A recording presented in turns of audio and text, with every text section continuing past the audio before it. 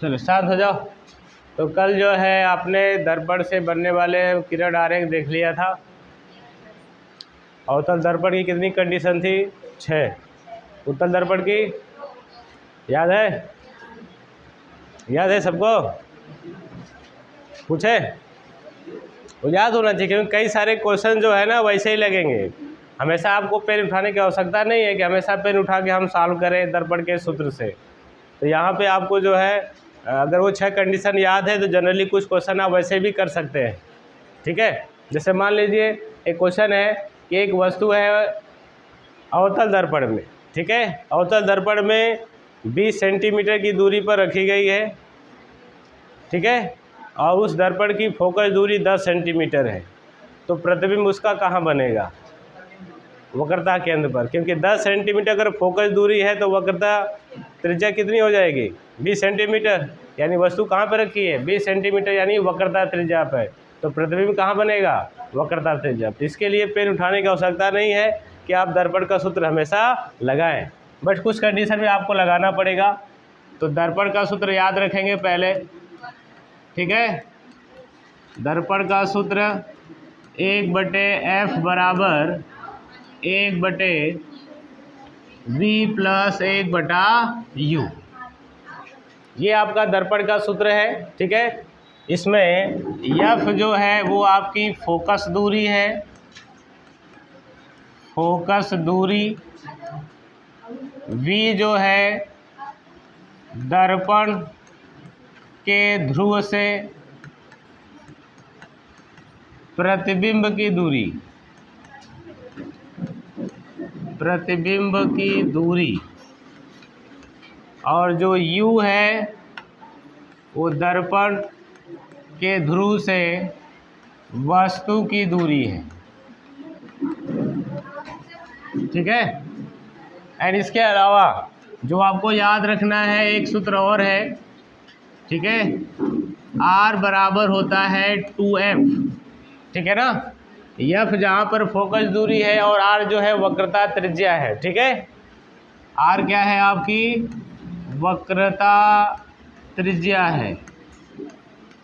ठीक है, और f जो है वो आपकी फोकस दूरी है। इन दोनों में रिलेशन होता है कि फोकस दूरी का जो 2 गुना है वो बराबर किसके होता है? वक्रता त्रिज्या के होता है। इसके अलावा एक सूत्र और याद रखना है।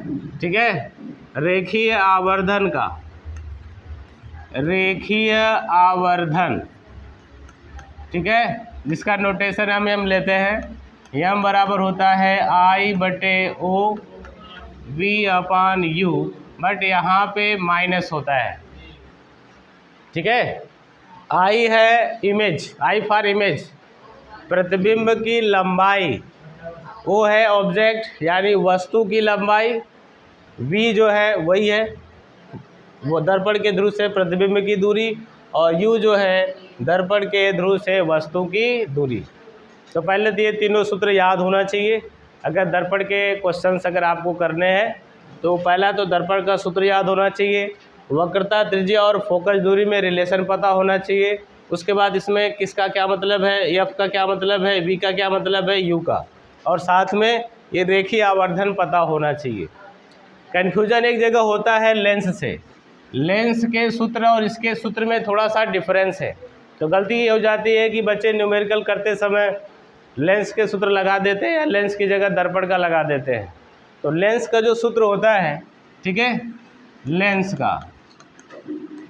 का सूत्र मीनिंग वही रहेगा जो इसमें नोटेशन होता है। लेंस में नोटेशन वही है, बस अंतर यह है कि लेंस के सूत्र में 1/f बराबर 1/v माइनस 1/u होता है। तो दर्पण में क्या होता है? प्लस, लेकिन लेंस में यहाँ पर क्या होता है? माइनस। ये डिफरेंस है। दूसरा डिफरेंस ये है कि जो उसका रेखीय आवर्धन होता है m बराबर I/O बराबर v/u होता है। इसके सूत्र में माइनस नहीं होता है, इसके सूत्र में माइनस होता है।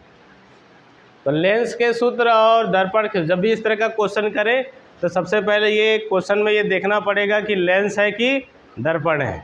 ठीक है, दर्पण का है तो दर्पण के सूत्र लगेंगे, लेंस का है तो लेंस का ये सूत्र अप्लाई होंगे।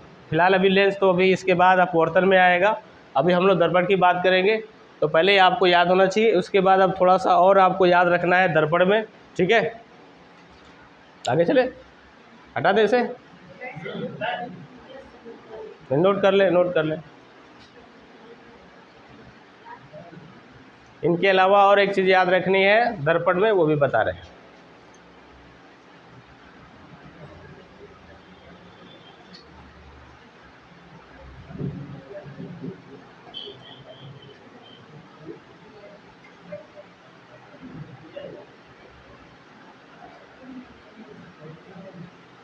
डिफरेंस याद रहेगा ना, लेंस का सूत्र और दर्पण का सूत्र, गलती नहीं होनी चाहिए किसी की।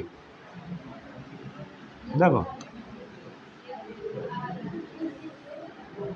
इधर देखो,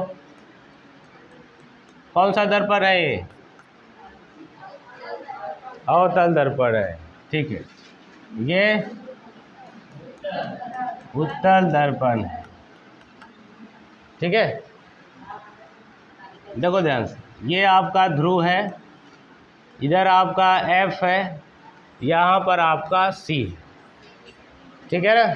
दूरी कौन कौन सी, देखो F से लेके P तक की दूरी को ही कहते हैं फोकस दूरी, ये हमारा F का मान होता है, P से लेके F तक। इसमें भी है बट इसमें जो फोकस होता है वो दूसरी तरफ होता है। ये आपका F है, ये आपका C है, तो ये आपका P हो गया। यहाँ से यहाँ तक की जो दूरी है वो हमारा फोकस दूरी F है। दोनों में डिफरेंस है। अवतल दर्पण में मुख्य फोकस और वक्रता केंद्र किधर होते हैं? जिधर वस्तु रखी जाती है। वस्तु किधर रखेंगे? इधर कलई है ना, तो वस्तु किधर रखी जाएगी? इधर। इधर रख सकते हैं? इधर रखेंगे तो प्रतिबिंब बनेगा? नहीं बनेगा, ठीक है। इधर रखने पर बनेगा। इसमें इधर रखेंगे या इधर रखेंगे? इधर रखेंगे। इधर रखने पर नहीं बनेगा क्योंकि इधर जो है पॉलिश की गई है, कलई है। लेकिन दोनों के मुख्य फोकस में वक्रता केंद्र में डिफरेंस है। इधर जिधर वस्तु रखी होती है उधर ही मुख्य फोकस और वक्रता केंद्र होता है, जबकि उत्तल दर्पण में जिधर वस्तु रखते हैं उधर मुख्य फोकस नहीं होता है, उधर तो वक्रता केंद्र होता है। किधर होता है? पीछे की तरफ। ये भी थोड़ा दिमाग में होना चाहिए, क्योंकि यहाँ से भी क्वेश्चन बन जाता है, ऐसे भी क्वेश्चन बन जाएगा। एक वस्तु किस दर्पण में वस्तु जिधर रखी जाती है उधर मुख्य फोकस नहीं होता है? उत्तल दर्पण में, ठीक है ना। लिख देते हैं उत्तल दर्पण। कॉन्वेक्स मिरर ये है अवतल दर्पण, ठीक है। ये क्लियर हुआ F। उसके बाद R की बात करते हैं। देखो P से लेके C तक की दूरी हमारी R होती है वक्रता त्रिज्या जिसे कहते हैं। इसमें भी C से लेके P तक की जो दूरी है वो क्या है?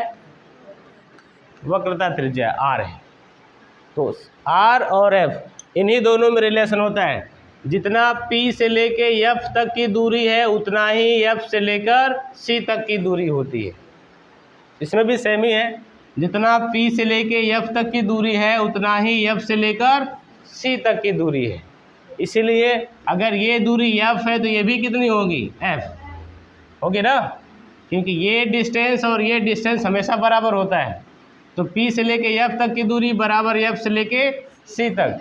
तो ये F है और ये भी F है, तो F और F जोड़ेंगे कितना होगा? 2F।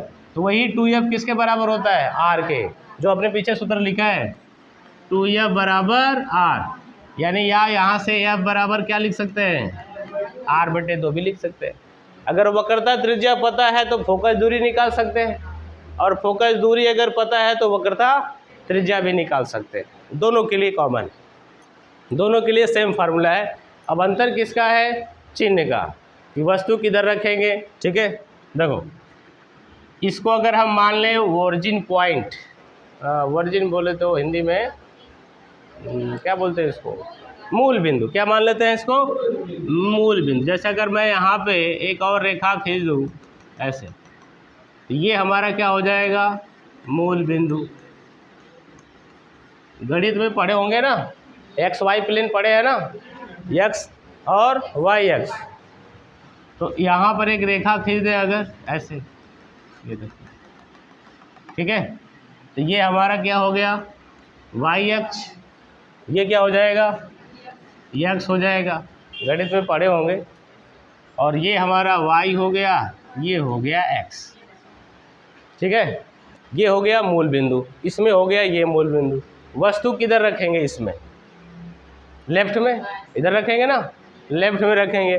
तो वस्तु इधर रखेंगे तो बताओ यहाँ से ये जो एक्स अक्ष है, इधर इसका जो मान होता है पॉजिटिव होता है, धनात्मक दिशा होती है ना, इधर क्या होता है ऋणात्मक, यानी वस्तु एक्स अक्ष के ऋणात्मक दिशा में रखी जा रही है। इसका मतलब जो u होगा ना, u को क्या कहते हैं, वस्तु की दूरी। तो u का मतलब ये हमेशा क्या होगा, ऑलवेज नेगेटिव, ठीक है ना, ये हमेशा ऋणात्मक रहेगा, u हमेशा ऋणात्मक लेंगे। हालांकि क्वेश्चन में ये दिया नहीं जाएगा, क्वेश्चन में यही कहा जाएगा एक वस्तु है दर्पण से 20 सेंटीमीटर की दूरी पर रखिए, उसमें माइनस नहीं कहेगा, लेकिन आपको माइनस साइन लेकर चलना पड़ेगा, क्योंकि वस्तु हमेशा इधर रखी जा रही है ऋणात्मक दिशा में। तो u बराबर क्या होगा, जो भी मान होगा उसको क्या कर लेंगे, माइनस, ठीक है। सेम इसमें भी है, इसमें भी वस्तु रखेंगे तो लेफ्ट में रखेंगे, और लेफ्ट में क्या होगा आपका माइनस। तो इधर जो आपका u होगा, ठीक है ना, ये भी हमेशा क्या होगा, ऋणात्मक लेंगे, ठीक है। तो ये दर्पण के सवाल के लिए हम लोग ये काम कर रहे हैं, ठीक है ना। तो u भी हमेशा माइनस, इसमें भी माइनस, उत्तल में भी माइनस लेंगे और अवतल में भी माइनस। अब बात करते हैं f की, फोकस दूरी की। अब इसकी फोकस दूरी किधर है, देखो मूल बिंदु के लेफ्ट में है कि राइट में है, लेफ्ट में है ना, लेफ्ट में सब माइनस, सब मान क्या है माइनस में। इसका मतलब जो फोकस दूरी है वो भी क्या होगा, हमेशा ऋणात्मक होगी। किसमें, अवतल दर्पण में। उत्तल में आ जाओ, उत्तल में देखो इसकी फोकस दूरी किधर है, राइट में है ना, क्योंकि यहाँ से मूल बिंदु से इधर से x क्या होता है प्लस। तो ये आपकी जो फोकस दूरी है इसमें वो क्या होगी, धनात्मक होगी, याद रखेंगे जब। लेकिन ये क्वेश्चन में कहेगा नहीं, याद रखिएगा, क्वेश्चन में ये नहीं कहेगा कि ये फोकस दूरी, जैसे इसके लिए फोकस दूरी माइनस होगी, इसके लिए क्या होगी प्लस, लेकिन क्वेश्चन में इसका मेंशन नहीं होगा। मेंशन होगा तो सिर्फ दर्पण का, कि उत्तल दर्पण है या अवतल दर्पण है। अवतल दर्पण है तो फोकस दूरी आप क्या लेंगे, नेगेटिव। और अच्छा अवतल दर्पण रहेगा तो फोकस दूरी क्या लेंगे, नेगेटिव। उत्तल दर्पण रहेगा तो पॉजिटिव लेंगे, ठीक है। एंड थर्ड, तीसरा जो है वो v की बात करते हैं, प्रतिबिंब की दूरी दर्पण के ध्रुव से। अब इसकी कितनी कंडीशन थी, 6 कंडीशन। 6 कंडीशन में एक कंडीशन अगर छोड़ दें लास्ट वाली, तो v हमेशा किधर, प्रतिबिंब हमेशा किधर बना था, लेफ्ट में। सिर्फ एक कंडीशन किधर बना था, राइट में। तो 5 कंडीशन में लेफ्ट में बना था, तो 5 कंडीशन में v का मान क्या होगा, माइनस। तो याद रखिएगा v में इसमें प्लस भी आ सकता है और माइनस भी। प्लस कब आएगा, जब वस्तु कहाँ रखी रहेगी, f और p के बीच में, तो प्रतिबिंब इधर बनेगा, उस समय v क्या होगा, पॉजिटिव। तो v पॉजिटिव होगा कब, जब p तथा, ऐसे लिखो, ऐसे लिखो, रुको नीचे लिखते हैं थोड़ा, रुको, देखो v पॉजिटिव होगा जब वस्तु, ठीक है, p तथा f के बीच में, ठीक है, रखी जाएगी। या तो कहेगा कि प्रतिबिंब आभासी है, ये भी कह सकता है, प्रतिबिंब क्या है, आभासी है। तो अगर आभासी है तब भी v क्या होगा, पॉजिटिव। बाकी ये सिर्फ एक कंडीशन है, बाकी 5 कंडीशन में v क्या होगा, माइनस। कब, इसको छोड़ करके, तो आप इसको लिख सकते हैं, जब वस्तु, ठीक है। यफ के पीछे, या ऐसे लिख सकते हैं, यफ के पीछे कहीं पे भी रखी हो, कहीं पर भी रखी हो। या फिर एक वर्ड और याद कर सकते हैं, वास्तविक। अगर कहे कि वास्तविक बन रहा है, वास्तविक प्रतिबिंब बन रहा है, तो v क्या होगा, माइनस होगा। तो इसको आप याद ऐसे कर सकते हैं। जब भी कहेगा v प्लस है, या ऐसे कहता है कि प्रतिबिंब आभासी बन रहा है, किसमें, अवतल दर्पण में, तो v का मान क्या होगा, प्लस। और अगर कहे कि अवतल दर्पण में कि प्रतिबिंब क्या है, वास्तविक है, तो v का मान क्या होगा, माइनस। इसमें आ जाओ v के बारे में। इधर v किधर बनता है, इसकी दो ही कंडीशन थी। एक अनंत पे वस्तु थी तो कहाँ बना था, मुख्य फोकस। उस पर क्वेश्चन करेगा नहीं, ये कहेगा कि अगर वस्तु अनंत पे रखी है तो उसको हल करने की आवश्यकता है नहीं, वो तो सबको पता है, याद कर लेंगे। अगर वस्तु कहाँ पे रखी है, अनंत पे, तो कहाँ पे बनेगा, मुख्य फोकस पे, वो आसान है। लेकिन अगर अनंत से आगे कहीं पे भी रखते हैं वस्तु, तो प्रतिबिंब हमेशा P और F के बीच में बनता है, सीधा बनता है, छोटा बनता है। तो V हमेशा क्या होगा, इधर पॉजिटिव, क्योंकि मूल बिंदु इधर बनेगा, तो V हमेशा इसमें क्या होगा, हमेशा धनात्मक होगा। ये चिन्ह आपको याद रखना पड़ेगा दोनों का, तब इसके क्वेश्चन आप आसानी से जल्दी जल्दी कर सकते हैं।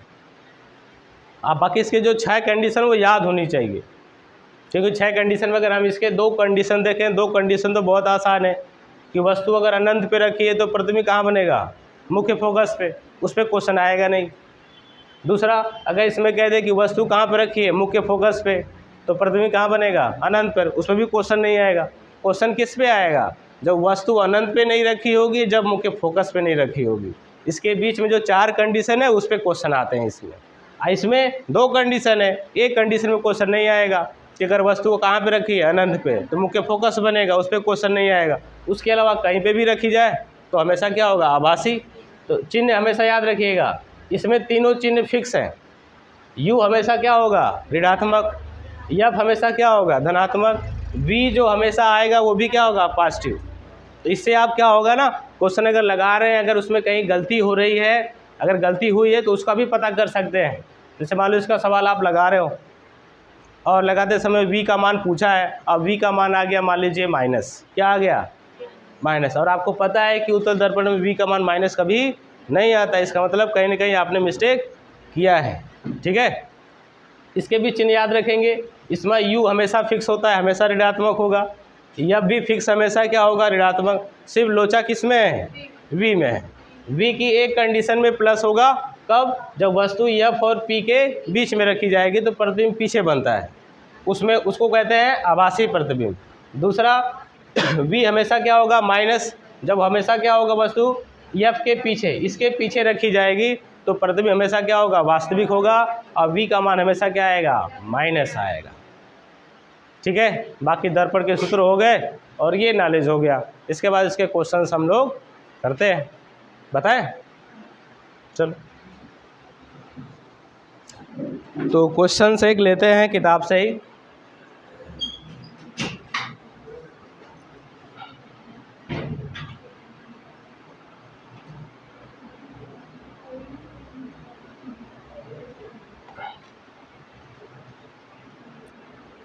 क्वेश्चन ये है कि अगर किसी अवतल दर्पण में 10 सेंटीमीटर की दूरी पर कोई वस्तु रखी है, दर्पण कौन सा है, अवतल।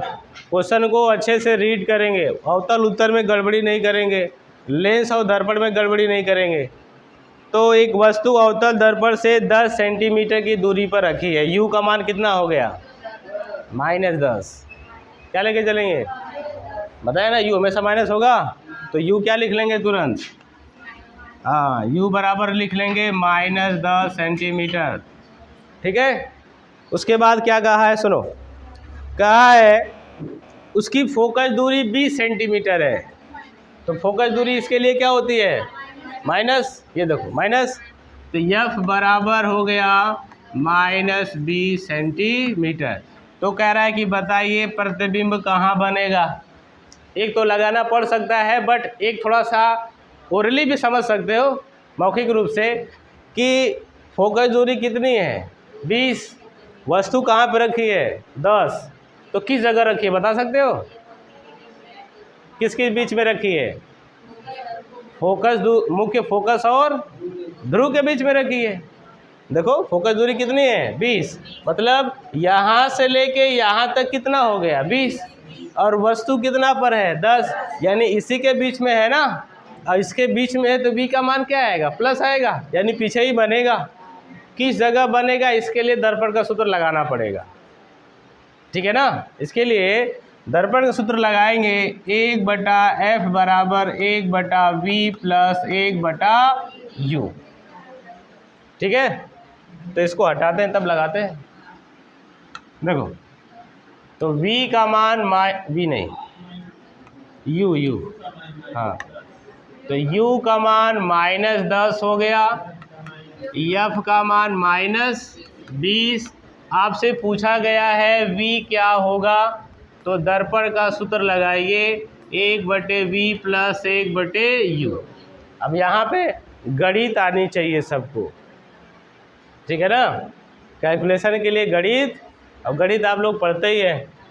तो 1/f का मान -20, क्या बात है। v को v रहने दो, है ना, इसके साथ कोई छेड़छाड़ नहीं करेंगे। 1/u माइनस, अब यहाँ से हल कैसे करेंगे, हमें मान चाहिए v का ना, तो इसको रहने देते हैं यहीं पे, इसको उठा के इधर कर देते हैं, इसको उठाओ किडनैप करो इधर ले आओ, 1/10 हो जाएगा, प्लस होगा ना, माइनस है तो प्लस हो जाएगा। ये वाला माइनस है तो इसको रहने दो माइनस। देखो माइनस यहाँ पे लगाइए चाहे ऊपर लगाइए चाहे यहाँ पे लगाइए, बात एक ही है।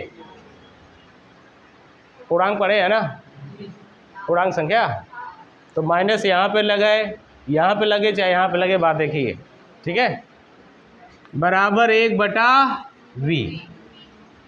अब इसको सॉल्व करना है तो आपको अगर लॉस लेके हल करने आता है तो वैसे करें, या क्रॉस मल्टीप्लाई आता है तो वैसे करें। कौन सी मेथड आपको आती है? दोनों आती है। तो क्रॉस मल्टीप्लाई करें, 20 का 1 में गुणा, 10 का 1 में, फिर इन दोनों का गुणा, 10 × 20। आप गुणा भी कर सकते हो अगर 20 का पहाड़ा 10 का आता है वैसे आता होगा मुझे पता है, टैलेंटेड आप लोग हैं। 20 में से 10 घटा दीजिए, 10 नीचे है आपका 10 × 20 बराबर 1/v। 10 से 10 कट गया तो 1/20 आ गया बराबर 1/v। अब क्रॉस मल्टीप्लाई करिए ऐसे, या फिर इसको उल्टा करिए, इसको भी उल्टा कर दीजिए, तो v बराबर कितना आ जाएगा 20। अब बताओ v का मान क्या है, प्लस की माइनस? अश्वय है ना, अगर ये माइनस आ जाता तो गलत हो जाता, क्योंकि हमें पता है कि 6 कंडीशन अगर आपको पता है ना, इसके क्वेश्चन वैसे ही जनरली आप ये बता सकते हो कि कहाँ पे बनेगा। अब जब ये बनेगा तो चिन्ह भी पता होगा तो गलती भी पकड़ में आ जाएगी, ठीक है, आए समझ में। चलो एक क्वेश्चन और बोले, आप करोगे?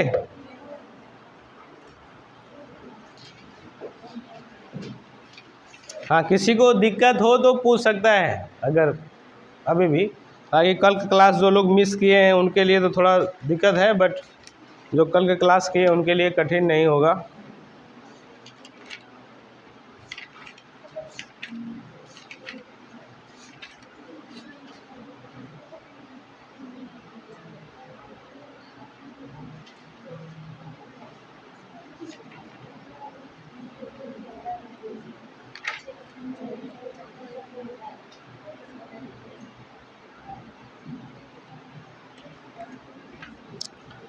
क्वेश्चन है, यदि कोई वस्तु 5 सेंटीमीटर वक्रता त्रिज्या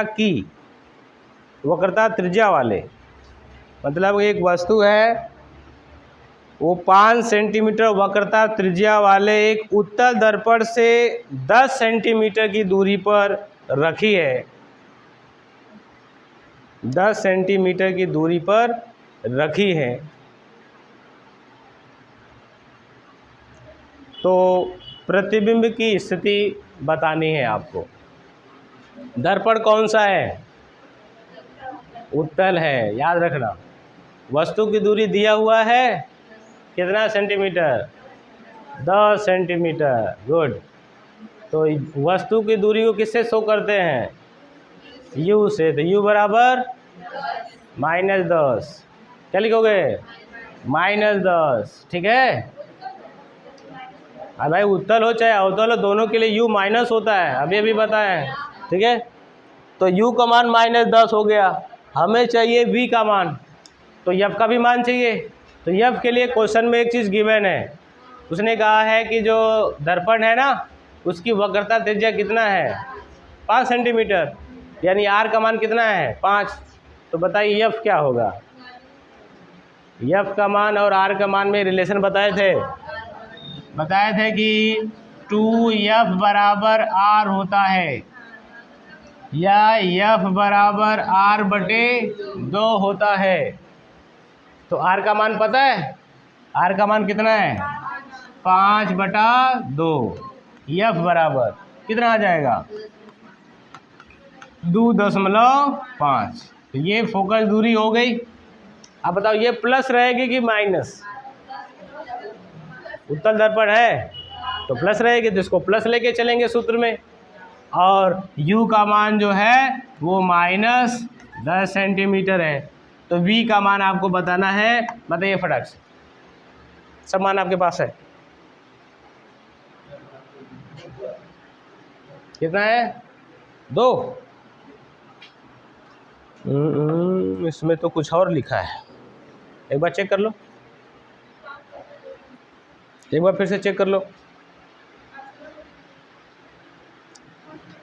ऑप्शन इसमें है 0.05, 0.3, 0.1 और 2। 4 ऑप्शन है, लिख दो। 0.5, 0.5 है, 0.3 है और ऑप्शन 0.1 है और 2 है। हाँ बस ये 4 ऑप्शन है। 2 आ रहा है, इधर कोई और कुछ बताया था, इधर 0.3 देखो इधर है। 2 आंसर क्यों आ रहा है, इसका मतलब किसी ने किसी का गलत है। भाई 2 आंसर नहीं आना चाहिए ना, क्योंकि सवाल तो एक ही लिखे आप लोगों, तो 2 आंसर आना नहीं चाहिए, किसी ने किसी का तो गलत है। दिस केस लगा पा रहे हैं कि नहीं लगा पा रहे हैं सभी लोग, किसको किसको समस्या है कैलकुलेशन में, है कोई शूरवीर बालक अथवा बालिका, नहीं है। चलो कोशिश करते हैं एक बार फिर से।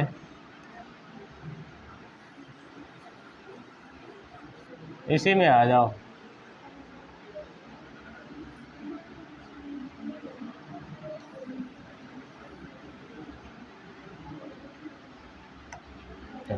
इसी में बता देते हैं, है ना। u का मान कितना है, 10। ठीक है। और f है 2.5, v हमें चाहिए, तो रखो 1/2.5। कहाँ से लिखा जाता है, 2.5 बराबर 1/v प्लस 1/-10। गुड। अब क्या करेंगे, हमें मान v का चाहिए, इसको उठाते हैं यहाँ से इधर लेके आते हैं, तो 1/10 हो गया, प्लस हो जाएगा, और प्लस ये पहले से है 2.5 बराबर 1/v। अब इसको कैलकुलेट करना आपको आना चाहिए। तो वही अपना जो आप क्रॉस मल्टीप्लाई करते हो, 2.5 प्लस 10 एकम, नीचे हो गया 10 गुणे 2.5 बराबर 1/v। इसको जोड़ेंगे, गुड, 12.5 बटे कितना हो जाएगा, 2.5 में 10 से गुणा होगा 25। गुड, 25 बराबर 1/v। ठीक है ना। अगर आप v चाहिए, 1/v है, अगर v चाहिए तो इसी को क्या कर दें, उलट दें। इसी का रेसिप्रोकल 25/12.5। अब 12.5 से 25 में भाग करना है, कै बार जाएगा, 12 दूना 24, आई 2 बार, कै बार कितना आएगा, 2। और नहीं ऐसे आ रहा है तो आप दशमलव हटा दीजिए, हाँ, ऊपर 250 कर लीजिए, नीचे 125। 125 का पहाड़ा आसान है, हाँ, 1 बार 2 बार, तो v का मान कितना आया, 2 सेंटीमीटर। और आपको पता है उत्तल दर्पण में v हमेशा क्या होता है, पॉजिटिव होता है, ठीक है। तो कैलकुलेशन थोड़ा तेज रहना चाहिए, इसके लिए गणित की थोड़ी जानकारी रहे सबको, है, फिर दिक्कत नहीं होगी, है। आगे बताएं। अब थोड़ा आते हैं रेखीय आवर्धन पे, क्वेश्चन जो है रेखीय आवर्धन, इस पे भी क्वेश्चंस बनते हैं, ठीक है ना। जनरली और जो मौखिक रूप क्वेश्चन है, आपको पता है m बराबर होता है I/U, बराबर अगर हम बात करें तो -V/U होता है, ठीक है ना। तो रेखीय आवर्धन का मान क्या क्या हो सकता है, m का मान क्या क्या हो सकता है, क्या 0 हो सकता है, नहीं हो सकता है, 0 नहीं होगा। माइनस में हो सकता है, नहीं होगा। हालांकि माइनस में होगा जब हम चिन्ह रखेंगे v और u का। यहाँ पे m की 3 कंडीशन है। फर्स्ट, अगर यदि m बराबर 1 आए तो इसका क्या मतलब है। कभी पूछेगा आपसे कंपटीशन एग्जाम में कि किसी दर्पण में, किसी भी दर्पण की बात हो रही है, उसमें अगर रेखीय आवर्धन m बराबर 1 है तो उसके क्या अर्थ है। तो आपको समझना पड़ेगा, अगर m बराबर 1 हुआ तो ज़रा बताओ I/O बराबर क्या हो जाएगा, होगा ना। तो यहाँ से इसका गुणा कर सकते हैं, तो I बराबर O, इसका क्या मतलब है, I क्या है, प्रतिबिंब की लंबाई, और O वस्तु, इसका मतलब जितनी बड़ी वस्तु।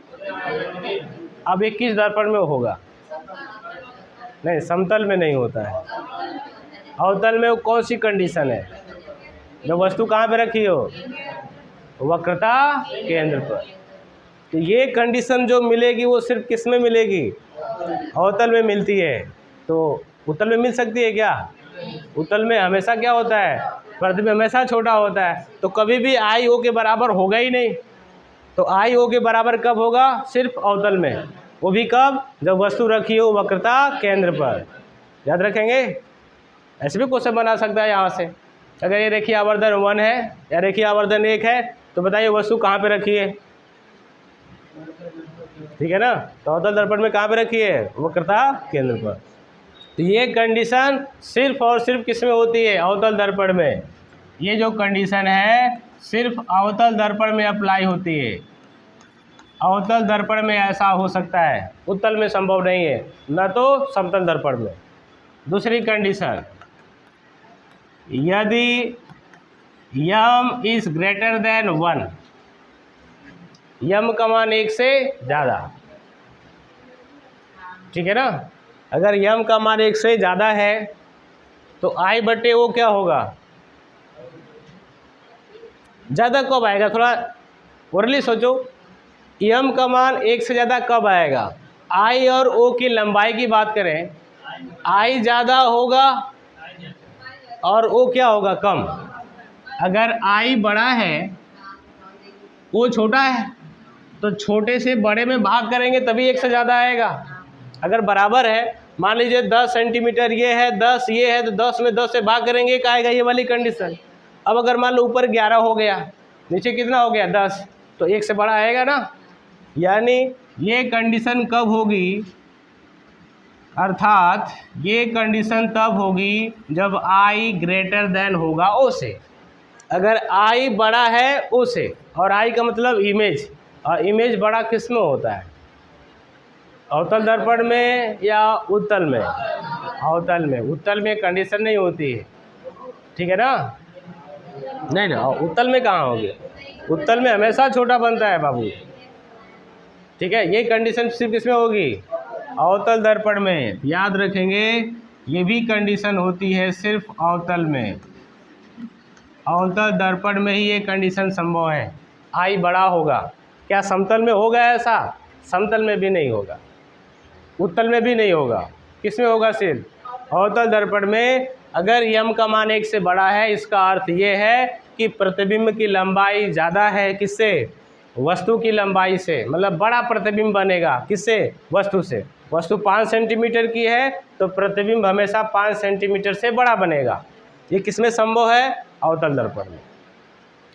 और ये कंडीशन शुरू कहाँ से होती है बता सकते हैं? अवतल में। 6 कंडीशन पढ़ी लिए हैं आनंद। हाँ, वक्रता केंद्र के आगे जितना लेके जाओगे उतना बड़ा बनेगा।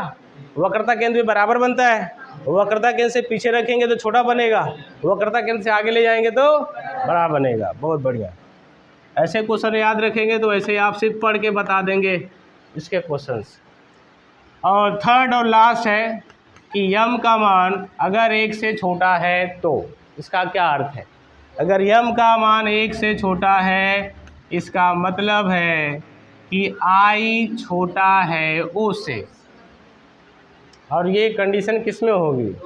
दोनों में होती है, अवतल में भी होती है और उत्तल में। याद रखेंगे, ये उत्तल में भी, उत्तल दर्पण में प्लस अवतल दर्पण में, दोनों में एक कंडीशन होती है। तो यहाँ से रेखीय आवर्धन से ये 3 क्वेश्चंस आपको एग्ज़ाम में बन सकते हैं। अगर लेकर आपको याद है कंडीशन तो आप आसानी से इसका आंसर कर सकते हैं, ठीक है।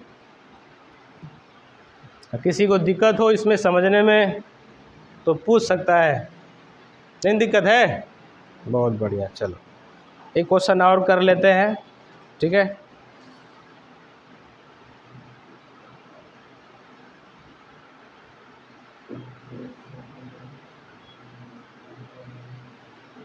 क्वेश्चन है कि वास्तविक प्रतिबिंब पाने के लिए कौन सा प्रतिबिंब? तो v का मान क्या होगा?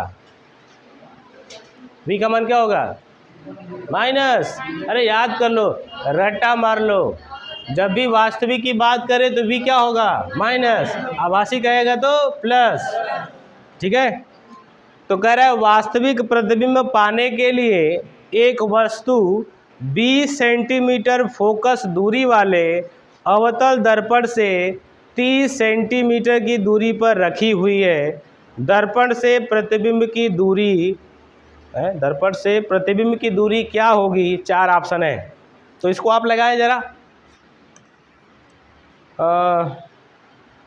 वास्तविक प्रतिबिंब बनाना है तो 20 सेंटीमीटर फोकस दूरी है, तो फोकस दूरी को किससे शो करते हैं? f से। तो f बराबर 20, लेकिन कौन सा दर्पण है?